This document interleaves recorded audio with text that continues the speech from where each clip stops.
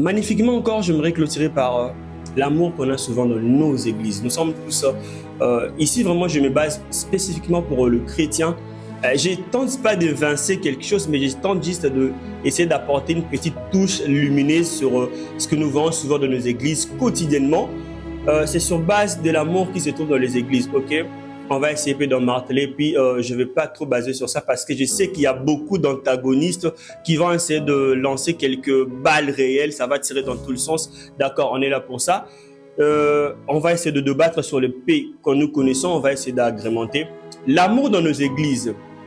Vous verrez des gens qui en ont plusieurs, mais refuser d'offrir. Vous verrez des gens qui passent des temps de retraite, de prière, de séminaire, mais qui sont incapables d'aider les autres. Je me pose juste la question, comment vous êtes capable de faire des jeûnes de prière? Comment vous êtes capable de jeûner autant de jours, autant de mois, mais que vous êtes incapable d'aider les autres?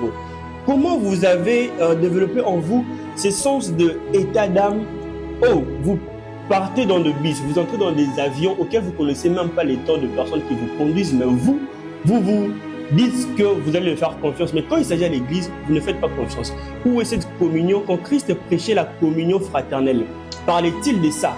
Quand Christ nous prêchait la communion fraternelle, quand on lit dans les Saintes Écritures, la Bible que vous portez chaque fois dans vos smartphones, aujourd'hui ce n'est plus de Bible en papier comme c'était l'autre fois, jadis, avant qu'il y ait cette modernité ou cette réforme sur le plan internet, tout ça, on a maintenant des Bibles virtuelles, vous en avez partout dans vos téléphones, mais est-ce que vous les appliquez réellement ce qui est écrit? C'est la grande question qu'on se pose réellement, sans pourtant qu'on ait vraiment la bonne réponse.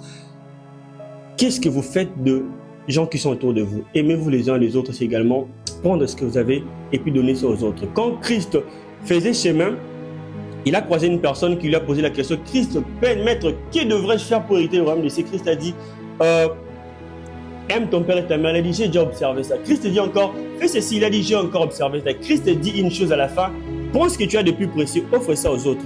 Et puis cet homme-là, s'attrista, se retira de Christ. On comprend directement où réside le cœur de l'homme, c'est où réside également son trésor. Alors c'est difficile pour l'homme de partager ce qu'il a de plus précieux. Quand vous avez de plus précieux, ce que vous avez de plus précieux, vous donnez ça aux autres. Ça prouve également les degrés de l'amour que vous avez, cette considération.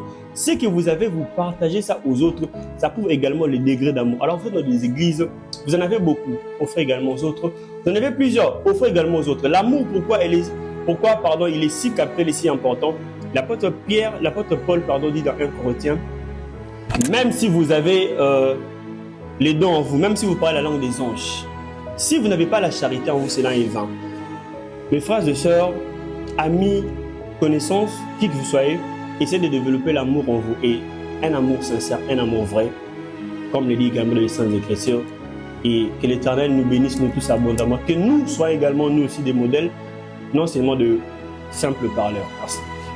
Merci.